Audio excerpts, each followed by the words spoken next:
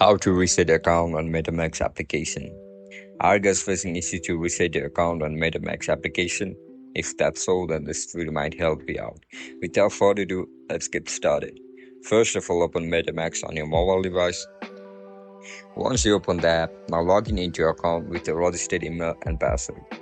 If you don't know how to add tokens in MetaMask application, then make sure to check out our guide on how to do it. After you get logged in into your account, now look at the right bottom of the screen where you can see the setting icon. Tap on it. You will be provided with multiple options over here. Just tap on advanced. Look at the top of the screen where you can see the icon for reset account. You are looking to reset your account, right? Click on it